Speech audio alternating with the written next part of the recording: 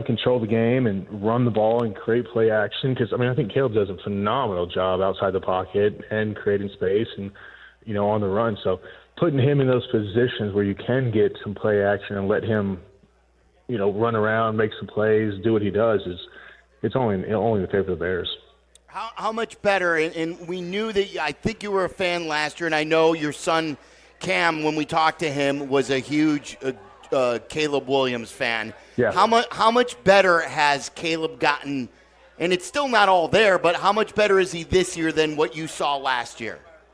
You can just tell he's just much more comfortable. You can see that he sees the game the way that Ben does. Jay Cutler joining us on Waddle and Silvy. When we were texting, you were telling me that Ben is the man.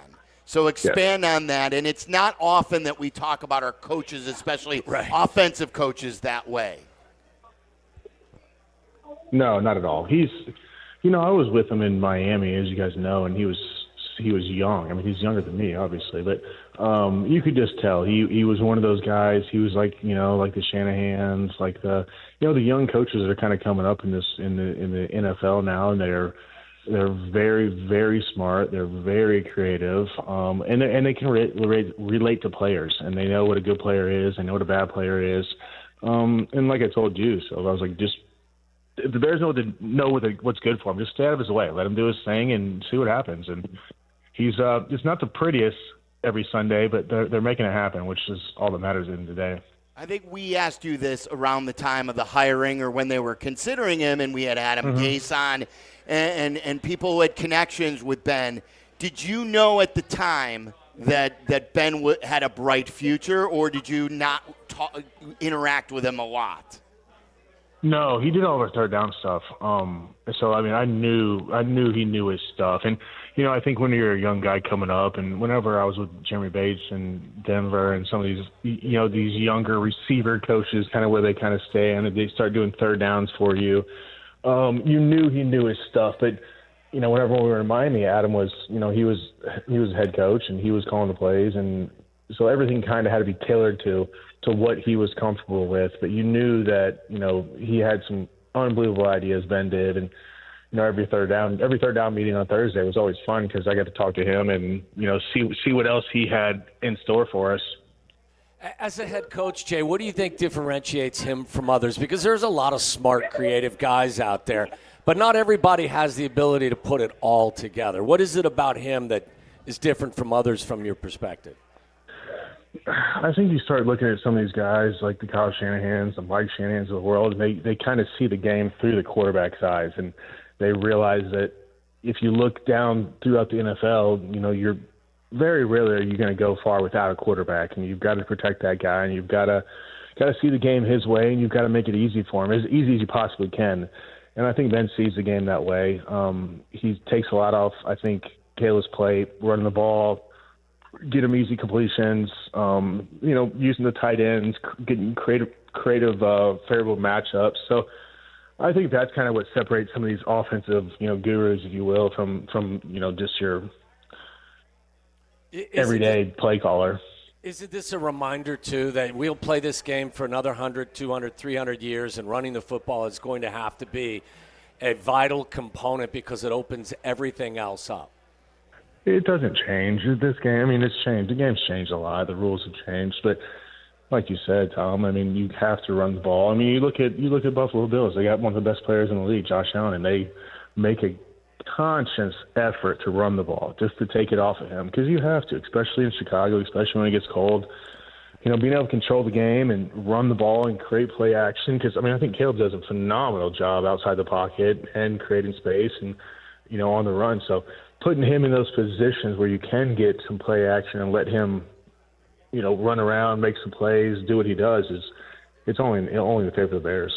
How much better? And we knew that. I think you were a fan last year, and I know your son Cam, when we talked to him, was a huge Caleb Williams fan. Yeah. How much better has Caleb gotten? And it's still not all there, but how much better is he this year than what you saw last year? You can just tell he's just much more comfortable. You can see that he sees the game the way that Ben does. And I think, like we just talked about, I think Ben does a phenomenal job of keeping him out of trouble. the third and long, setting him up on second and short, even some of the first down calls of running the ball and just trying to get him in a position where it's not throw, and you're just throwing him to the wolves. And, I mean, it's year 2, and he's learning a new offense. I mean, next year, obviously they're doing great this year, but next year I think you're going to see that kid take off. And so one of those things to have him take off is the accuracy. This has been a big talking point here in Chicago. Yeah. Like and Jay, like the way we've prefaced it, and you tell us if you agree or disagree. I know you always do. Like, it's not necessarily the percentage, whether he's at 58 or 59. Sure, you want it as high as possible.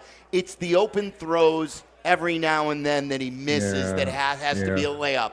So what do you see, and is that something a quarterback can fix over time, accuracy? I think coming out, he wasn't super accurate to begin with. I mean, you didn't look at his film and go, gosh, this guy never misses, because he does miss. But I think his ability to make big plays and move around, that negates some of those misses. But he's going to miss. I mean, that's just the nature of it. But as he gets more comfortable and as he has more reps in this offense and as he, looks at some of these routes and where they're going to be and where these guys are positioned on the field and where the defense, where the holes are, he's going to get better and better and better. And he's going to be able to hit some of these throws that, he's missing right now. But, I just don't think he was overall a super accurate passer coming out, but he's definitely going to get better. I don't think you're ever going to see him throwing, 75, 80% of balls, though. Hey, when I say Packer Week, what do you think? What comes to mind?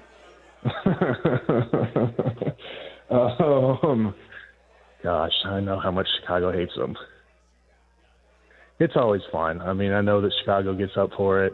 And, this week's going to be a big one just because of the records and holiday season. I love that they're playing in December, so it should be a fun one. Are you coming up for the second Green Bay game?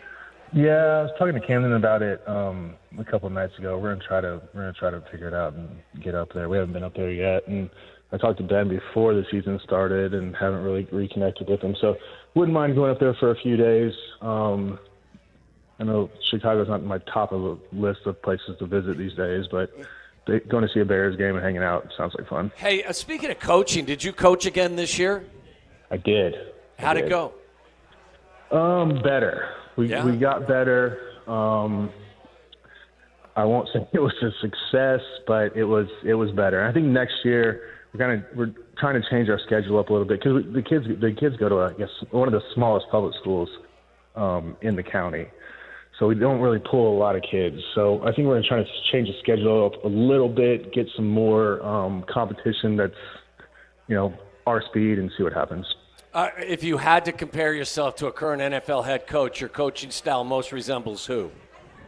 Oh, goodness. I try to be positive but firm. I don't really like yelling at the kids. That's good. But I also get to a point where I'm like, listen, guys, it's week 8. How do you not know this play? Like, it's just you lose your patience. But they're out there doing the best that they possibly can. So maybe a Kevin O'Connell, maybe a KOC type. Yeah, I can see something like that. Yeah. Yeah.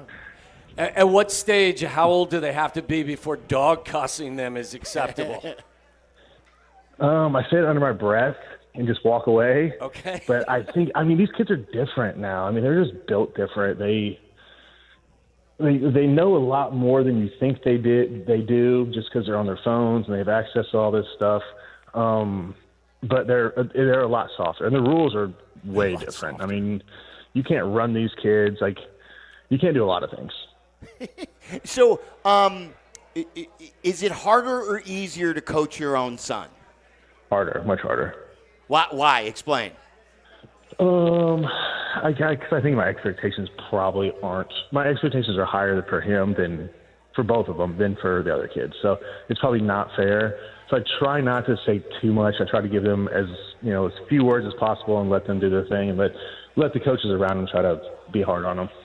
You were a multi-sport standout. Like, what if you were pushing Cam towards what sport? Are you pushing him away from football and towards basketball or baseball? He's playing basketball. They're both playing basketball right now. They kind of gave up baseball a couple of years ago because they said it's boring, and I was like, I get it. It is boring as hell. But Camden's just now getting into golf, so I think I'm going to get back into golf. I don't know. I mean, they're 6th and 7th grade. I think it's so early to figure this out. They're having fun. They're playing about everything they can play. They're running around the neighborhood with all the kids playing. They literally just went outside. It's 35 degrees and went outside to play basketball. So as long as they're doing that and being active, I'm happy with them. Well, how important is it? And I watch a lot of these podcasts because I have young kids too, and I'm pretty adamant that it's important for kids not to specialize and to play all the sports because it makes you more athletic in the sport that you love most. Do you agree? Do you think the kids should not specialize?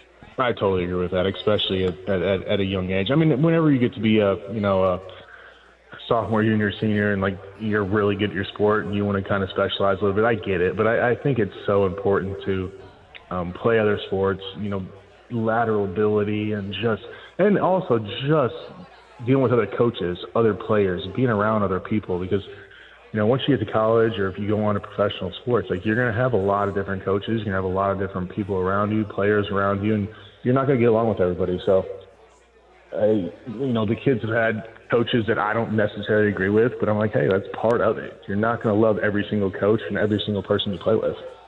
All right, a question about the Bears here and your career. If you could have, I'm offering you Ben Johnson as your play caller.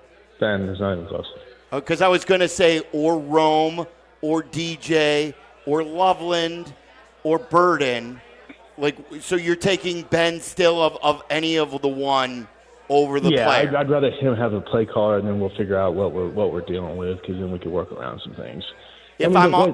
Go ahead. The coach, and we've talked about this before, boys. Like the play caller dictates so much of your existence and your ability to play football out there. I mean, if you got some bad calls, especially third down, it's gonna be a long day. And if you don't have a guy that understands how to play quarterback and see it through that lens, and give you some stuff that you can work with and give you outs and all those things, it's tough sledding. That position's very, very unique, especially in the NFL. And not only the coach, but you got to have some dudes around you. And I think the Bears did a great job of going out and getting offensive line first. I mean, they knew that was a weakness. They went and got the interior guys and shored that up, and it's paying off. It feels like there are some really good young quarterbacks who are being guided through early in their careers in a very good way. Drake May up in New England. You got Bo Nix with Sean Payton out in Denver. You got Cliff Kingsbury with Jaden Daniels, who's coming back this week. You got some young quarterbacks who are really playing well, and it feels like they're being coached up the right way, Jay. 100%. I mean, Sean Payton and Josh McDaniels, like you said. I mean, Ben, you got a lot of guys. And you got a lot of, Cincy, Minnesota. I mean, there's a lot of good. Matt Stafford's playing lights out. I mean, his coach is phenomenal. You got some offensive coaches that get it. They understand the game. They understand the quarterback position. And not only that, I think all these guys are taking pressure off the quarterback. They're not saying, hey, this guy's got to play better. He threw a pick. He's got to do this. He's like, we got to be better around him. And that's part of it. I mean, if you don't have an offensive line, if you don't have anybody to throw to, if you don't have a run game, if you're not doing play action, that position gets really, really hard, really, really fast. All right, which weapon are you taking? If I'm giving you like one of the wide receivers, who do you want? I love DJ just because he does it all. Rome's big. I'd probably take DJ, just, the safety blanket. You put him inside, you put him outside, he can do everything. You can handle the ball. That's probably where I'd go. I do love the new tight end, so, I remember when I was in Denver, we had Tony Scheffler, and, just being able to use him in the slot outside, one-on-one. And, if they want to play nickel, they're big enough, they can go block nickel, and you can run the ball all day on them. How about Luther Burden? How much did you see of him when he was at Missouri? Not that much. I haven't been on it. If you want to talk super stuff, you have to get Camden on the phone. He knows more than I know times a million. I didn't tell him I was going to be on the call because he could be sitting right beside me.